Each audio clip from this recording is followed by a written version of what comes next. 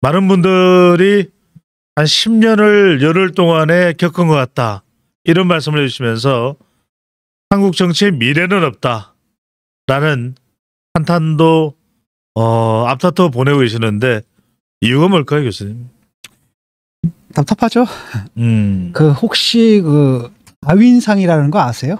다윈상. 다윈. 설명해 주시죠. 진화론의 그 대표자인 다윈. 다윈 압니다. 다윈상이 있거든요. 예. 그게 뭐냐면은 멍청한 짓을 하다가 죽은 사람을 주는 상이에요. 아주 멍청한 짓을 아주 멍청하게 죽은 사람들에게 주는 상이거든요. 아니면은 멍청한 짓을 하다가 죽은 사람 아니면은 멍청한 짓을 하다가 생식 능력을 잃은 사람한테 주는 상이 바로 다윈상이에요. 더 이상 스스로 자연 도태됐다 그래가지고 지나갈 수가 없네요. 네. 올해 다윈상의 수상자는 윤석열이 아닌가 싶어요.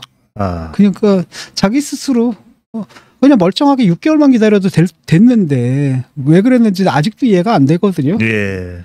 결국은 어느 쪽이든지 양당 간의 결단은 나야 되는데 가장 좋은 거는 윤도 아웃하고 그다음에 이재명도 아웃하고 이거여야 되는데 사실 윤이야 뭐 임기 지나면 이제 끝나는 사항이고 그다음에 이제 이재명만 이제 아웃하면 되는 사안인데 예.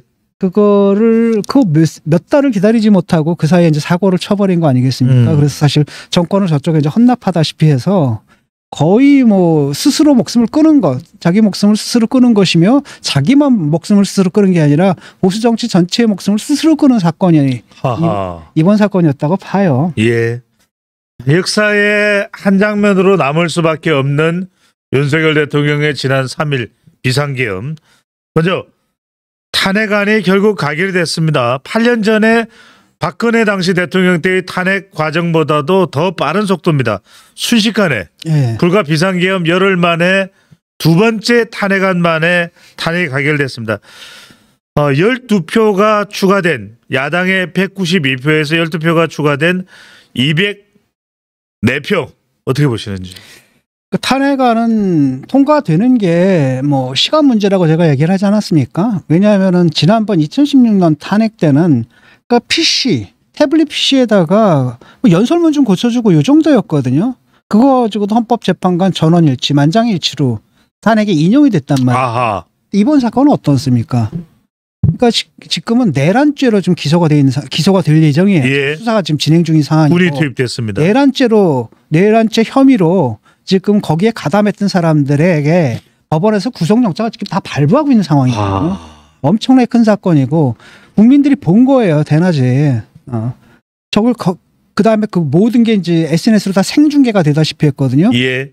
무장한 군인이 국회로 쳐들어와서 국회를 유리창을 깨고 안에 난입했던 사건이에요. 그래서 의원들을 끌어내려고 했던 사건이고 그다음에 의원회관에서 누군가를 체포하려고 했다가 실패한 사건이거든요. 이거는 뭐 누가 봐도 뻔한 거 아니겠습니까? 이거는 뭐 탄핵을 해야 마땅한 거고 이건 진보 보수 여야 차이를 넘어가지고 이거는 공동체의 기본 규약을 파괴한 행위이기 때문에 탄핵해야 마땅한 거죠. 그런 상황이었고 저 사람들은 뭐라고 얘기했냐면은 이재명 때문에 시간을 벌자는 거예요, 결국은. 그러니까 탄핵을 안 하고 시간을 벌자라고 하는데 문제는 뭐냐면 탄핵을 안 하고 견딜 수 있느냐? 불가능하거든요, 그거는. 시간 문제라는 겁니다. 그러니까 애초에 처음에 그냥 탄핵안을 갖다 그냥 몽땅 다 여야 합의를 딱 통과시켰잖아요. 게임 판이 지금 바뀌어 있죠. 왜냐하면 그건 윤석열 책임이야라고 넘겨버리는 거죠. 그렇죠? 그다음에 당은 일단은 계엄을 갖다 해제하는데 같이 동참하고 그다음에 그때 그 사고를 친 대통령을 탄핵하는데 같이 동참하잖아요. 그럼 당의 책임은 상당 부분 면해지는 거란 말이죠. 그다음 하나가 이제 제거됐죠. 그럼 남는 건 뭐냐면은 이번 탄핵에 솔직히 말하면 이재명 너도 책임이 있잖아. 너 여태까지 탄핵을 갖다 몇 번 남발했어. 25번인가 남발하지 않았느냐. 그다음에 실질적으로 네가 사실 민주주의의 그 근간들을 사실상 형해화하지 않았느냐. 그래서 입법을 한 거 보게 되면은 입법부만 가지고 입법부를 장악한 후 사실 행정부를 갖다 마비시키고 사법부에까지도 시비를 걸었던 사건 아니냐. 이거라는 거죠. 그러니까 탄핵당할 대상은 이재명 대표다. 그러니까 아니 이쪽은 탄핵했고 그다음에 남은 건 뭐냐면 또 당신도 책임을 물어야 된다. 그다음에 뭐라 그러냐면 더 이상 우리 이런 식의 정치 이번 일을 계기로 여기서 종지부를 찍어야 된다라고 하면 사실 이재명도 청산 대상이 되는 거거든요. 근데 그걸 못한 거야. 그러니까 첫날 못하고 그러니까 두 번째, 세 번째 계속 뭐랄까 기각을 시킬 거라고 생각한 부결을 시킬 거라고 생각을 했는데 그게 가능하지가 않은 게 일단은 모든 국민들이 다 봤어요. 탄핵 찬성하는 여론이 지금 거의 80%거든요. 78%예요. 그걸 어떻게 이겨? 그 분위기도 달랐던 게 뭐냐면은 그걸 보세요. 제가 약속이 있어가지고 그때 지하철을 타고 움직였거든요. 예. 9호선인가? 타고 움직이는데 일단 당산역에서 여의도로 가는 쪽 있죠. 예. 사람들이 꽉 밀려. 그다음에 저쪽에 가가지고 어디서 갈았더라? 고속버스 터미널역인가? 거기서 딱 하는데 거기도 여의도 쪽으로 가는 거 있죠. 예. 라인이 두 개가 있잖아. 이쪽 저쪽. 예. 저쪽은 그 역사에 사람들이 쭉 밀려 있어요. 14일 당일을 말씀하시는 거죠. 네, 그래서 질서요원이 100명씩 끊어서 맞습니다. 이런 상황이었다라는 예. 거예요. 근데 그거를 어떻게 견뎌? 그러니까 바보들인 거죠. 그래서 저들 같은 경우에는 그걸 갖다가 그 탄핵을 갖다 안 함으로써 시간을 벌어가지고 어쩌고 저쩌고 이러는데 그게 이제 가능하지 않은 시나리오라는 겁니다. 빨리 예. 끝냈어야 끝냈어야 되는 거예요. 그 다음에 쟤들은 그걸 뭘 이용한 거냐? 오히려 탄핵 반대를 한동훈을 몰아내는데 이용을 해버린 거죠, 사실은. 그래서 요번에 딱 보니까 미니멈이 12이에요. 찬성이 12표가 나왔고 예. 기권까지 합치면 23표예요. 그렇습니다. 그러니까 맥시멈이 23표인 거거든요. 그리고 나머지는 뭐냐면은 그냥 반대로 똘똘똘똘 뭉친 게 85명이야. 근데 이 숫자는 계속 반복돼요. 다른 법안들 예컨대 김건희 특검이라든지 뭐 등등등 할 때 딱 요 숫자 85에서 86이 계속 반복되거든요. 이건 뭐냐면은 완전히 똘똘똘똘 뭉친 친윤들의 핵심이라는 거예요. TK 중심의 친윤 핵심들이고 이 사람들 어떤 사람들이냐면 윤석열이 나라를 팔아먹어도 찍어줄 사람들이고 윤석열이 계엄을 때려도 찍어줄 사람들이고 그다음에 윤석열이 쿠데타를 해도 그냥 무조건 지지할 그 인간들이 85명이라는 거예요. 똑똑똑 예. 뭉쳐있고 이 인간들이 지금 한동훈 대표를 갖다 몰아낸 거죠. 이게 참 그다음에 그걸 갖다 이용해 먹는 게 누구냐? 홍준표예요. 홍준표는 또 기회가 왔다 해서 그걸 이용을 해먹는 민주당의 새작이라는 표현을 썼나요? 네. 근데 한동훈 대표가 내가 볼 때는 그 첫 번째 주 있잖아요. 그러니까 그 첫 번째 그 탄핵안이 올라왔을 때 그때 그 타협안을 받았으면 안 됐던 것 같아요. 왜냐하면 윤석열은 변하지 않거든. 지난번에도 얘기했듯이 확신범이에요. 확신범입니다. 그랬는데 당에서 이제 반대하니까 할 수 없이 그걸 들고 나간 거 아니겠습니까? 우리가 탄핵은 안 할 테니까 차마 탄핵은 못 하겠으니까 그렇다면 네가 퇴진 일정을 밝혀라. 뭐 3월이든 아니면 4월이든 더 이상 늦어지면 안 된다라고 얘기를 한 거예요. 왜냐하면 더 이상 늦어지게 되면 민주당에서 안 받거든 그 안을. 예. 민주당에서 일단은 그냥 딱 그 선거법 재판 30 나오기 전에 대통령을 치르겠다. 이게 이제 민주당의 의지란 말이죠. 그래서 그걸 갖고 갔는데 대통령의 의지가 뚜렷했던 겁니다. 나는 사퇴할 의사가 없다. 스스로 물러날 생각이 없다. 일단 두 번째는 차라리 탄핵 심판으로 가겠다. 나 거야. 그래서 그래서 탄핵 심판 준비해 들어가 버려요. 예. 그 다음에 한 뭐냐? 나는 아직도 잘못한 거 없다. 내가 계엄 때린 것은 구국의 결단이었다. 이러는 겁니다. 그 다음에 마지막에 뭐냐? 탄핵 가면 내가 이길 수 있다. 이렇게 지금 믿고 있거든요. 이러니까 그 안을 받겠냔 말이야. 받을 수가 없는 거죠. 그럼 돌아오게 되면 그럼 대통령이 이런 중재안을 냈는데도 거부했다라고 한다면 사실 탄핵으로 갈 수밖에 없다라는 거잖아요. 예. 당에서도 그렇게 가해줘야 되는데 얘네들이 이제 탁 틀어버린 거죠. 탁 틀어버리면 도망가. 얘들도 다 알아요. 왜냐? 탄핵안을 갖다 차라리 탄핵안을 통과시키려는 게 윤석열의 의지거든요. 예. 왜냐하면 이게 시간이 더 걸려. 일정을 딱 못 박는 것보다 탄핵안 심판에 딱 들어가게 되면 자기들이 늦출 수가 있거든. 이거 저거 핑계 대면서 이재명이 하듯이 예. 그렇게 심판을 늦출 수가 있는 겁니다. 증인도 이 사람 저 사람 다 부르고 막 해가지고. 그러니까 딱 보니까 스스로 물러난다고 하는 것보다는 차라리 탄핵 쪽이 뭐 실리가 있는 거야.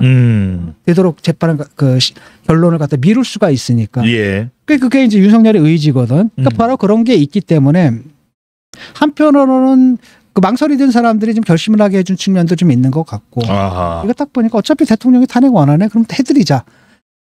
차라리 당 전체가 그때라도 당 전체가 그렇게 갔으면 돼요. 예. 그러면은 그 다음에 깨끗이 끝나는 거야 일단은. 여당이 할 일은 다 끝났잖아. 예. 그러니까 여당은 딱 한마디로 죄송합니다. 우리가 이런 사람을 갖다 대통령 후보로 내서 결국 대통령이 되게 만든 우리가 잘못이 있습니다. 국민 여러분 죄송합니다. 라고 대국민 사과를 딱 한 다음에 그 문제를 딱 접잖아요. 예. 다음 라운드로 넘어가는 거예요. 그래 대통령 탄핵됐지? 자, 그 다음에 너는 뭐야? 이재명 대표 쪽을 향해서. 이건 말도 안 되는 거지만 사태를 갖다 여기까지 끌고 온 데는 너 또한 책임이 있지 않고 많은 사람들이 거기에 대해서 분노하고 있다. 이제는 너도 풀어라. 이렇게 되면 판이 바뀌잖아요. 근데 그 판을 못 가는 거야. 끝까지 가는 거지 지금. 저 사람들 똘똘똘똘 뭉쳐가지고. 왜? 자기들의 공천권 그건 확보할 수 있다는 거예요. 예. 자기들 공천권은 그냥 85명 똘똘똘똘 뭉치면 당의 주류. 이 사람은 아마 계속 그렇게 했을 겁니다. 한동훈이 당원 3분의 2에 찬성을 받아서 지지를 받아가지고 당대표가 됐다 한들 이 당은 원래 우리 거야. 너는 꼬다는 굴러들어온 돌이고 홍준표식으로 하면 넌 용병이야. 어차피 너 갈 거고 우리가 너 내보낼 거고 그러면 이 당은 영원히 우리 거야. 그 안에서 수도권은 몰라요. 수도권이 힘들지만은 적어도 TK 영남권에서는 자기들이 계속 공천권을 갖고 의원도 되고 그다음에 지자체장도 되고 그 이권은 계속 유지할 수가 있다라는 거예요. 이렇게 뭉친 사람들이 85명 땡땡땡땡 뭉쳐 있는 거예요. 지금. 사실 이게 지금 세 번째입니다.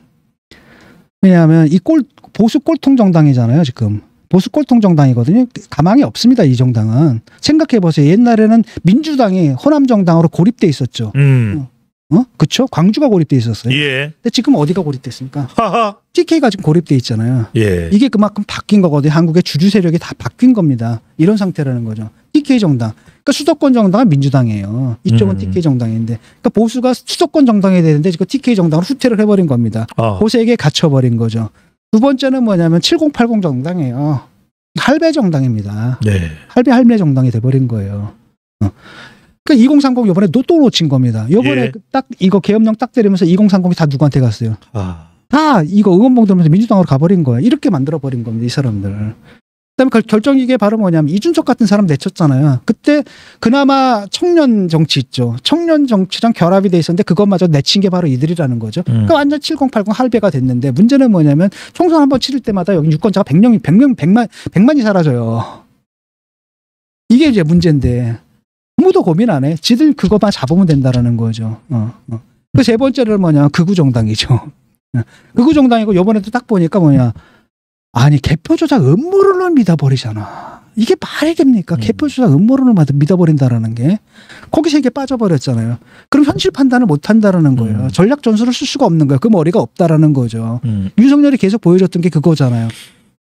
그냥 표 떨어지는 일만 하잖아. 계속. 그 대선 후보 때부터 그랬어요. 계속 표 떨어지는 일만 하고 결국 정권 등장해서도 정권 잡고 나서도 계속 출범하고 나서도 계속 지지율 떨어지는 일만 계속 하잖아요. 왜? 현실 감각을 잃어버린 거거든요. 완전히 다른 세상에 살고 있는 겁니다. 그래서 이제 합리적인 보수 정당으로 거듭나는 거 이걸 못 하는 거예요. 그러니까 이제 세 번의 시도가 있었습니다. 첫 번째가 박근혜 탄핵됩니다. 그때 유승민이 실패한 거예요. 두 번째는 이준석이었죠. 그때는 성공했어요. 잠깐 성공했죠. 그래가지고 뭡니까 정권을 갖다 잡은 거죠. 그랬는데 정권 잡자마자 내쳐버린 거예요. 그래서 이준석발 개혁 시도도 실패한 겁니다. 세 번째 기회가 뭐였습니까? 한동훈을 3분의 2가 당원 3분의 2가 뽑아줘가지고 한동훈을 딱 내셨는데 이번에 그게 또 좌초한 거예요. 자 그러면은 이제 희망이 있을까? 솔직히 얘기해봐요. 85명은 똘똘똘똘 뭉쳐 있는데 그 다음에 그걸 업고 홍준표 앉아가지고 이루고 있는데 이게 지금 그 당의 문제라는 겁니다. 그런데 일단은 탄핵이 되잖아요. 탄핵이 되면 또 다른 세계가 열릴 겁니다. 일단 대통령은 정리가 됐고 그 구심점이 사라지는 거예요. 구심점이 사라지는 거고 그 다음부터는 이제 또 뭐가 등장하냐면 이제 그렇다고 이재명은 또 아니잖아. 지금 재밌는 거 뭐냐면 이재명 지지율이요 당 지지율보다 낮아요.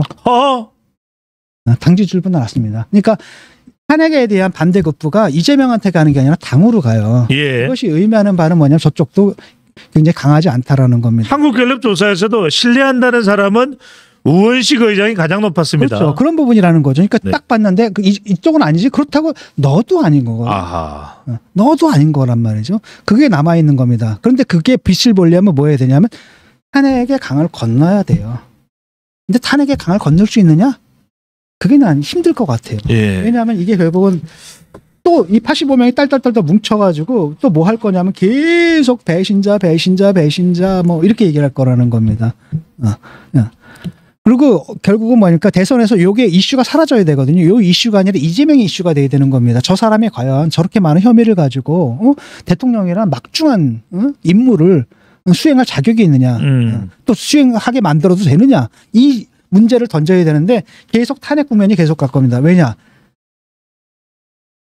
윤석열은 자기 잘못한 거 없다는 거야. 그러니까 탄핵 심판을 통해서 계속 바깥에 있는 지지자들 선동할 거라는 겁니다. 그 과거에 조국이 그랬듯이 계속 저쪽 지지자를 선동할 거라는 거죠. 그다음에 여기에서는 당내 또 해계면을 잡아야 되거든. 홍준표 같은 사람. 홍준표도 사실 따르는 사람이 없잖아요.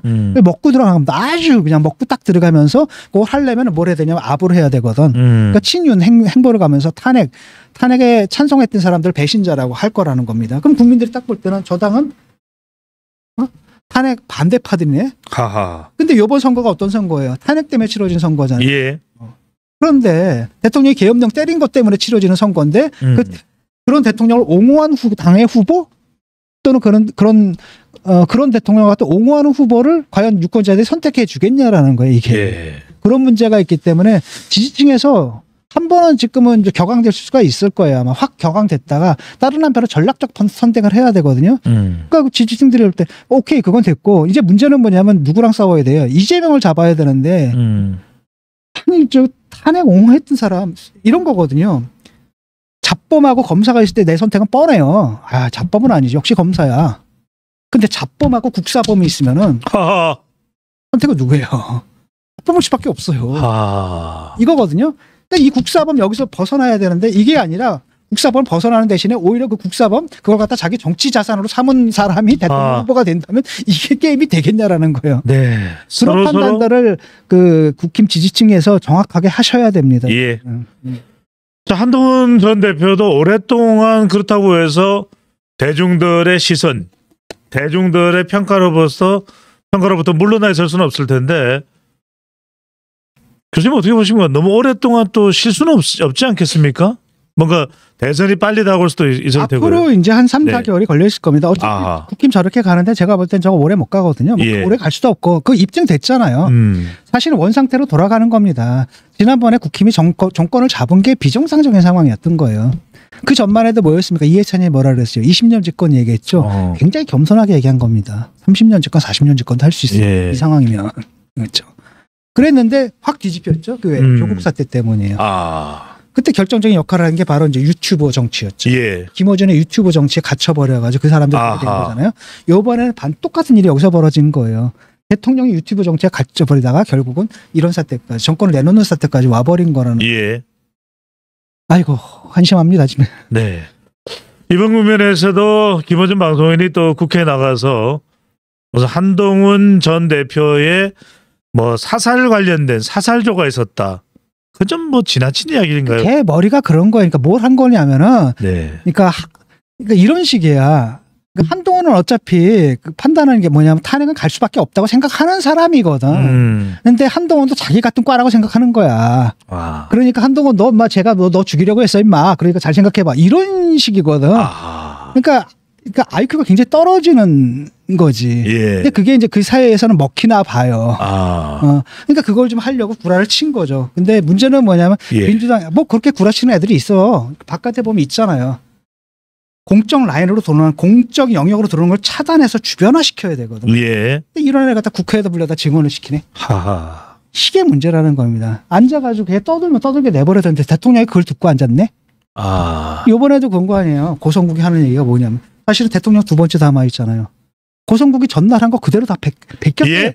복사해서 붙였어요 지금. 복불이군요. 복붙해서 붙인 거예요. 그 논리든지 뭐든 게 컨텐츠하고 그 논리 구조가 똑같아요. 그냥 갖다가 복붙해가지고 2차 담화를 했던 거예요. 그래서 일각에서 이야기하는 유튜브의 영상과 내용과 동일했다 그 이야기네요. 그렇죠. 그러니까 고성국이 한다는 얘기가 어젠가 오늘인가 신문 보니까 대통령이 내 거 봐줘서 너무 감사하다. 봤는지 안 봤는지 모르겠죠. 봐줘서 감사하고 진짜 민심을 보려면은 이 유튜브를 보라 이러고 있더라고요. 하하. 자 이런 상황에서 우리는 늘 이야기합니다. 세상의 건전한 성장을 위해서는 양날개가 있어야 된다. 지금 한쪽 날개가 직격탄을 맞아 있는 그런 상황인데 비대위원장 또 비대위로 가야 됩니다. 교수님. 그런데 문제는 뭐냐? 이번에는 누구도 비대위를 하겠다는 사람도 잘 나서지 않는 상황인 것으로 보이는데 그 이유는 뭘까요? 아니 뭐 지금 뭐 욕먹을 텐데 뭐 무슨 비대위를 해가지고 무슨 저기가 있어야 될 거 아닙니까? 곧 대선이 오는데 지금 비대위원장 이거 가지고 뭐 대선 후보가 되겠지 뭐 한 것 같고 예. 결국은 이제 그 패전 처리 패전 자격수가 돼야 되는데 그 길도 쉽지는 않을 겁니다. 그러니까 별로 메리트가 좀 없는 것 같아요. 그 전에 뭐 한 대선이 몇 년 남았다는 비대위 좀 거치고, 예. 그게 정적 자산도 되고 뭐도 되고 그걸 이용해서 자기 나름대로 세력도 굳히고 뭐 이러는데 이거는 뭐 하자마자 몇 달 후면은 선거로 치러야 될 판인데 아마도 중진 중에 아마 누군가 시키겠죠 지들끼리. 예. 근데 이거 다 그런 가지고 인물이 교수님 원희룡, 권영세, 김무성, 나경원. 뭐 다 거기서 거기잖아요. 네. 그나물에 그 밥에 그나물인 거고 이 사람들에 대한 판단들은 지금 끝난 게 아닌가 싶은데 이미 판단들이 다 끝났고 예. 이번에 문제는 뭐냐면 이번에 그 탄핵 국면에서 이 사람들이 어떤 태도를 보였느냐를 봐요. 원희룡은 입 닫고 있었죠. 그다음에 나경원은 결국 탄핵에 반대한 거 아닙니까? 권영세도 반대했잖아요. 그렇죠? 다 반대했네. 이거 가지고 뭘 해. 김무성 전 대표가 거론되는 이유는 무슨 배경으로 봐야 될까요? 옛날에 한번 하지 않았나 그 사람이? 옛날에 박근혜인가 언젠가 한번 했었나 모르겠어. 잘 기억이 안 나는데. 예. 그러니까 그냥 나름대로 거기서 뭐 원로고 중진이니까 무게감이 있다 싶어가지고 하는 건데 다 흘러간 물들 아니겠습니까? 이야기만 무성한 걸까요? 모르겠어요. 어떻게 될지는 모르겠습니다. 네네. 거기서 어떻게 될지는 모르겠지만은 뭐 별 의미가 없어요. 거기서는 지금. 그 당은 이미 이제 끝난 거고. 예. 그렇기 때문에 좀 더 지켜봐야 됩니다. 앞으로 한 3달 정도.